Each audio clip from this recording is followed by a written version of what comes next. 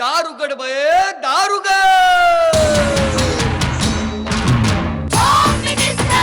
कोणाला बघ, शाळेला उशीर होतो. आज कामवाली बाई पण नाही आली. पदरावरती सरतारीचा मोर नाच राहावा, पदरावरती सरतारीचा मोर नाच राहावा. संसारातून वेळ काढून खेळ खेळूया नवा. मांजकर पैठणी घेऊन आला. पहिली उघडताना जा. रोज वस्तूचं देणार.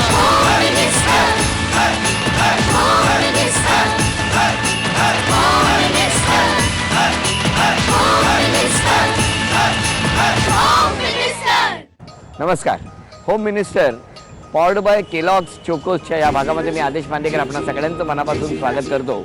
आपण आहोत मालवणी मालाड या परिसरामध्ये आणि तिथल्या सुनबाई आहेत दीपिका माळवदे आणि सासूबाई आहेत योगिता माळवदे. माझी सून म्हणजे गावस्करचा चौकार, माझ्या सासूबाई म्हणजे सचिनचा षटकार.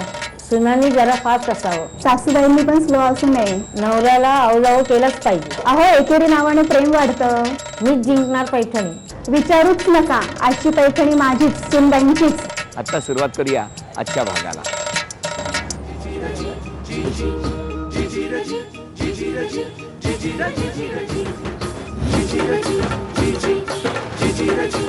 बरं, मला तुम्हाला का एक अक्षर द्यायचं आहे आणि बघायचं तुमच्या दोघींपैकी कोण सगळ्यात आधी उखाणा घेणार. अक्षर आहे श. शंकराला फुल घालते, बेल घालते वाकून, द्वारकानाथ रावांचं नाव घेते, तुमच्या सगळ्यांचा मान राखते. अरे वा, अभिनंदन. चला, हे मोठं बक्षीस तुम्हाला उखाणा घेतल्यामुळे, हे तुम्हाला. आणि आता या ठिकाणी दोन गट होणार आहेत. सूनबाईंबरोबर असणार आहेत सासरे बुवा आणि सासूबाईंबरोबर असणार मुलगा. बरं, आता जरा ओळख करून द्या. हे माझे मिस्टर, नमस्कार. ह्या माझ्या सासूबाई, नमस्कार. हे माझे सासरे, नमस्कार. हे माझे मामा, नमस्कार. हे मामी, नमस्कार. त्या पण मामी, नमस्कार. आणि तिकडे पप्पा, नमस्कार. हे माझे पप्पा, आणि हा माझ्या मोठ्या नंदेचा मुलगा. बरोबर. आणि आता सुरुवात करूया आपण गप्पा. अगदी रस्त्यावरच आहे ना घर. मग ह्या इतक्या गाड्या, इतके आवाज, याचा त्रास नाही होत की सवयीचं झालं? आता सवय झाली. त्रास तर होत होता पहिला, त्रास होतो. सुरुवातीला त्रास झाला, पण आता नंतर सवय झाली. तुमचं बालपण कुठलं?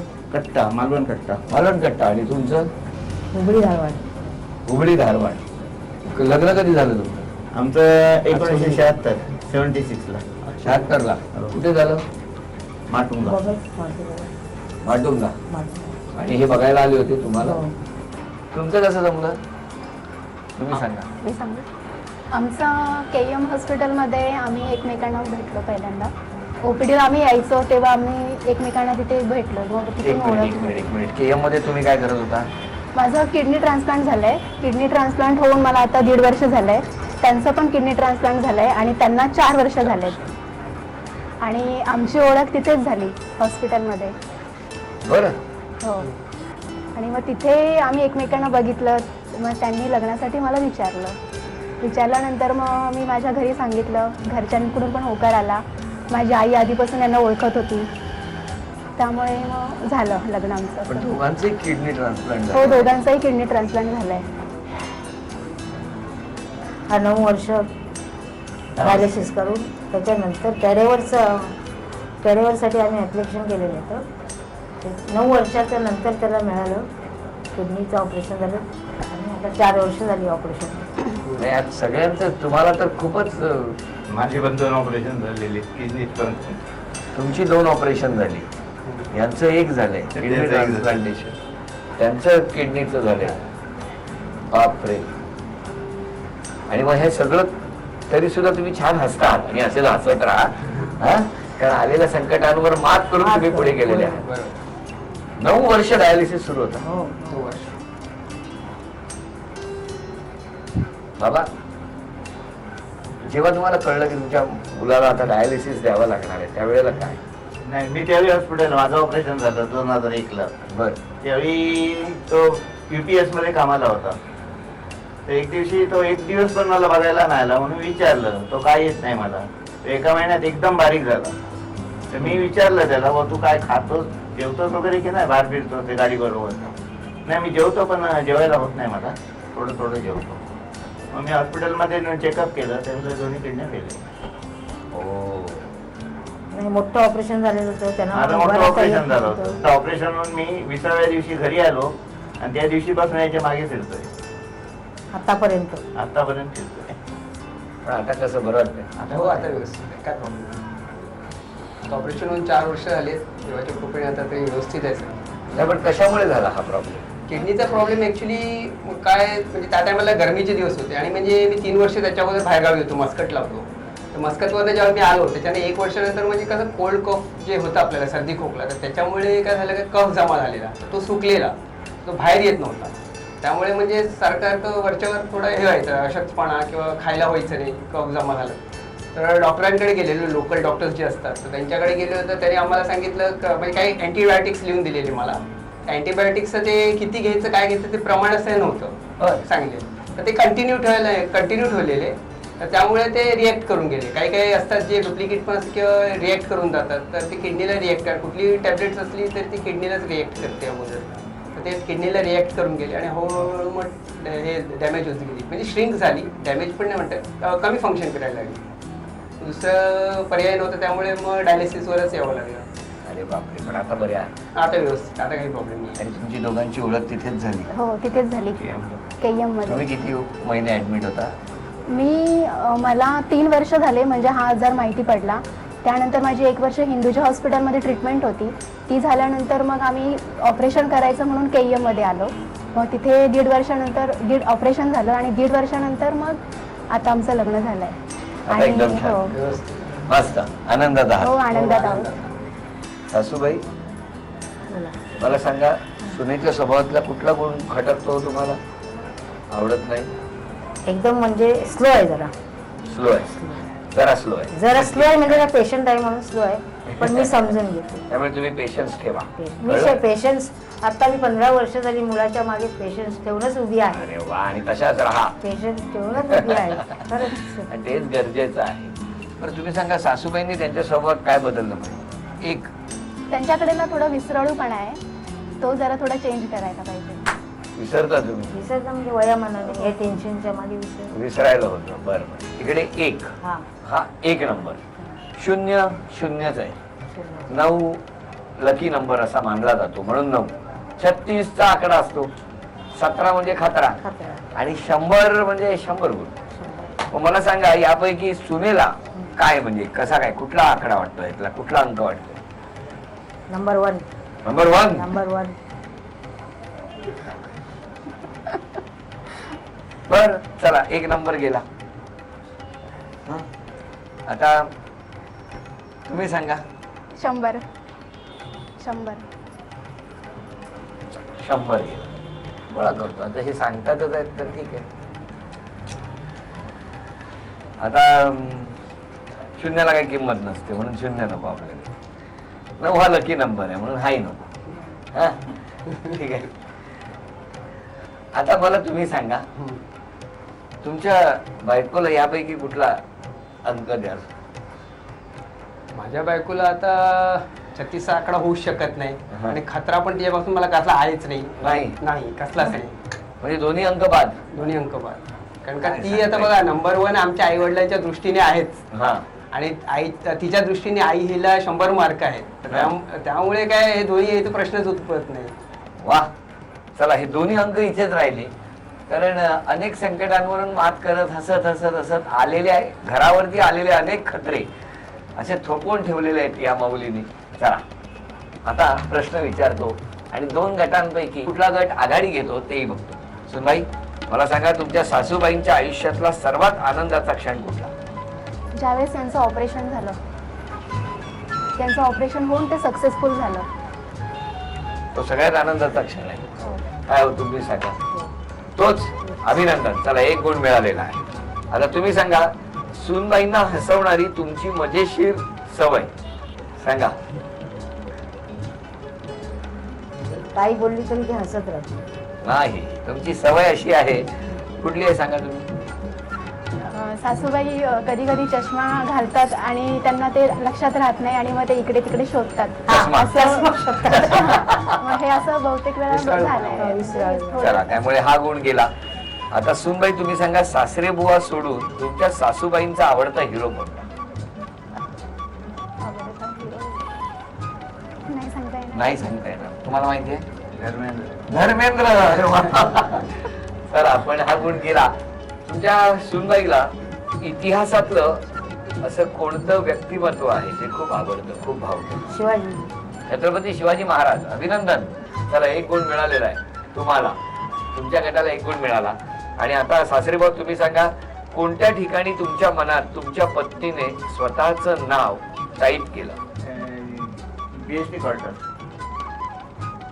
काय हो कुठे? आर्यमठ हायस्कूलमध्ये शॉर्टहँड आणि टायपिंग शिकायला मी जायचे. टायपिंग करायचं तेव्हा टाईप करता करता हे नाव टाईप केलं का? नाही नाही. तर अभिनंदन. पुढचा प्रश्न तुमच्यासाठी. आजच्या या आनंदाच्या क्षणी तुमच्या पत्नीला तुमच्यासाठी कोणतं गाणं म्हणायला आवडेल? मला ते राजा हिंदुस्तानी मधलं आए हो मेरी जिंदगी में तुम बहार बनके गायला खूप आवडेल.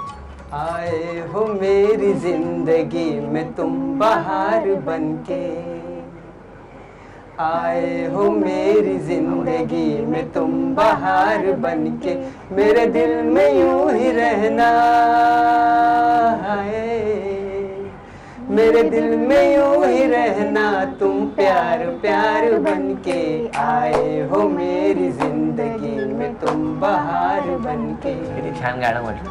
त्यामुळे हा गुण तर मिळालाच, पण त्याचबरोबर तुम्ही सुद्धा सगळं जीवन, सगळं आयुष्य हे आनंदात घालवा आणि खूप एकमेकांची काळजी घेऊन नेहमी हसत राहा. सगळा परिवार आता सज्ज आहे. नमस्कार. नमस्कार. नमस्कार. नमस्कार. तुम्हाला बहिणी किती? 2 बहिणी आहेत मला. कुठे कुठे आता आहेत का? आहेत ना. ही माझ्या नंतरची आणि ही सर्वात धाकटी आणि ती सर्वात धाकटी. तुम्हाला वाटलं काय दोन्ही बाजूबाजूला उभे असतील? उभे होते. बघितलं लगेच? म्हणून असं मला वाटतं. पण एक पाठीशी तुमच्या राहिली आणि दुसरी येऊन तुमच्या म्हणजे त्यांच्या बहिणीच्या पाठीशी उभी राहिली. आता मला तुम्हाला दोघींना विचारायचंय की एवढं मोठं खरं तर एखाद्या घरावरती आलेलं ते संकटच म्हणायला पाहिजे. कसं काय साधारणतः ते काय दिवस कसे होते तुम्हाला जेव्हा कळलं तेव्हा काय झालं? जेव्हा कळलं तेव्हा खूप म्हणजे एकदम खूप म्हणजे काय म्हणतो एवढं आम्ही डिप्रेशनमध्ये गेलेलो. कारण एकुलता एक भाऊ आहे आमचा. तो दिवस भयानक होते. भरपूर भयानक. 11 वर्ष लागली भयानक. आणि त्यातून सावरलो. खूप छान.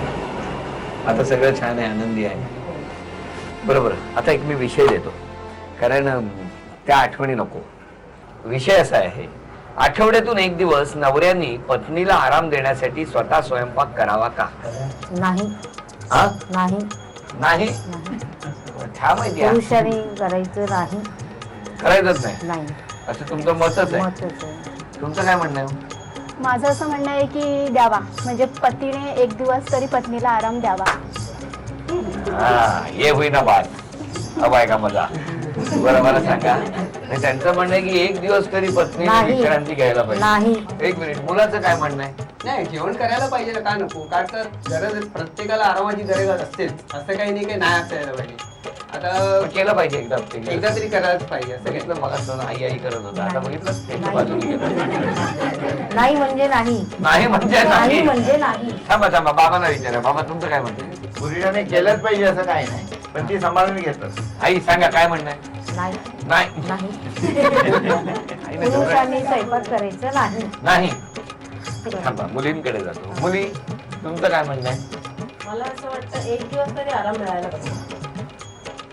बघितलं कसली मुलं आहेत. बघा. बरं, थांबा. आजकालची पिढी आहे ती. थांबा थांबा, एक दिवस तरी आराम मिळाला पाहिजे. हो की नाही? असं वाटतं. त्यांचं काय म्हणणं आहे? थांबा. मी तर स्टेटमेंटच चेंज करेन. एक कशाला 2 दिवस करू दे जेवण. सॅटर्डे संडे आम्ही full आराम करू. काय तुमचं काय म्हणणं आहे? माझंही मत आहे. काय? एक दिवस पुरुषांनी जेवण करायला पाहिजे. पाहिजे. तुमचं काय म्हणणं आहे? करायला पाहिजे. आम्हाला थांबा. त्याच्या हाताची चव कळली पाहिजे. कळली पाहिजे मग. हा? चला, आता सगळ्यांना कागद देतो आणि आपापलं मत त्यावरती लिहायचं. सासूबाईंचं म्हणणं ज्यांना पटलं त्यांनी सासूबाई, त्यांना सूनबाईचं म्हणणं पडलं, त्याने सूनबाई. आणि आपण सगळ्यात शेवटी बघणार आहोत सूनबाईंचा गट आणि सासूबाईंचा गट यामध्ये कोण आघाडी घेईल. हे बाबांचं मत आहे, इथे खाली ठेवतो थांबा, हे मी हातातच ठेवतो थांबा. आणि आता मी एक एक प्रश्न विचारणार आणि मग बघूया कुठल्या गटाला कसं उत्तर मिळत जातं. या दोघींपैकी कोण वेगानं काम करते, वेगानंच. 1 2 3 4 5 6 7 8 9 9 जण म्हणतायत सासू. आपण कोण यांचे, कोणाचे, सुनेचे. मामाने मात्र सून धरून ठेवलेला. हा गुण सासूबाईंना मिळालाय, अभिनंदन. पुढचा प्रश्न आहे, मुसळधार पावसात मुलगा सासू सुनेंपैकी कोणाला पहिलं छत्रीत घेईल. 5 6 7 जण म्हणतायत सून. हा, त्याच्यामुळे हा गुण मिळणार आहे सुनेला. पण बाबा बघा तिकडे, मुलाने आपला सासूचा जो झेंडा रोवून ठेवला आहे. त्यानंतर तिसरा प्रश्न आहे, 4 वेळा हाक मारली की पटकन ओ, पहिल्या हाकीला ओ कोण दे. 4 जणांचं म्हणणं आहे सून. 1 2 3 4 5 6 जणांचं म्हणणं आहे सासू. बरं, चला हा गुण सासूबाईंना मिळाला. पुढचं, कोणाचा आवाज बाहेरच्या गाड्यांच्या आवाजात स्पष्ट ऐकू येतो. हे बघा, हे सासूबाई एक मताने निवडून आले. ठीक आहे, आता पुढचा प्रश्न, आज या दोघींपैकी पैठणी कोण जिंकेल बघूया. कोणाचा अंदाज खरा ठरला. चला, कोण जिंकेल बघूया. 5 6 7 जणांना वाटतंय सासूबाई. पण मुलाचं बघितलं का. चला, हा गुण मिळालेला आहे सासूबाईंना. आणि आता यानंतर पुढच्या खेळात म्हणजे कोण जिंकणार पैठणी. बरं, आता बघूया, हे बघाशी सगळ्यांनी मत मांडलं. 6 आणि 3 आहेत. आता बघूया ही मतं जशी जशी उघडायला लागणार तसं तसं गुण कोण जास्त घेणार. किती झाले. 4 4 मगाशी 3 होते ना. 4 तुमचे किती होते मगाशी. मोठ्याने आवाज येऊ दे तुमचा. 6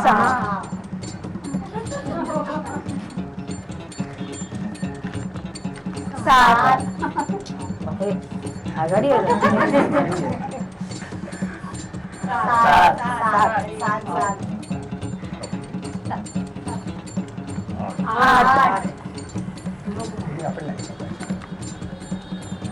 8 वाटून दिले की काय म्हणतो.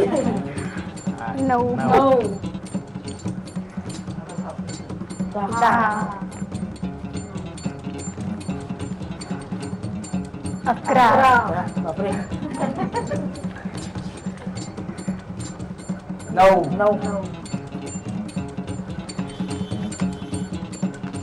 12 9वरच आहे का. तुम्ही 9 वर आहात. 10 खालच्या बाजूला काय. 10 आणि 2 12 आहे. ऐका, यामध्ये हे आहे मिस्टरांचं, सासरे बुवांचं, आणि हे आहे मुलाचं. आधी कोणाचं उघडू. मुलाचं उघडा. नाही, सून. ठीक आहे, 13. अब 13 क्या होगा. हे मत बघितल्यानंतर मात्र आवाज वाढवू नका. आणि हे मिस्टरांनी 38 वर्षानंतर मत त्यांचं बदललं आहे की नाही हे आपण बघणार आहोत. तर हे मत आहे सासू. एक दुजे के लिएच आहे. त्यामुळे इथे 11 आणि इथे 13. त्यामुळे जिंकलेला गट आहे सूनबाईंचा गट. अभिनंदन. आणि सूनबाईंच्या या संपूर्ण गटाला हे बक्षीस भेटवलं. 1 2 3 4 5 6 7 8 9 10 11 12 13. चला, या शनिवारी आणि रविवारी 2 दिवस भाजी तुम्ही आणायची आणि ते करणार. मग या कोण जिंकणार पैठणी. ही काकडी हळू तासायची आहे आणि व्यवस्थित काकडी पूर्णपणे तिची सालं काढलेली पाहिजे.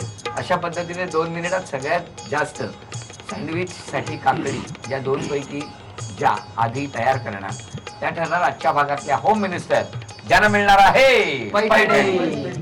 वेळ सुरू झाली.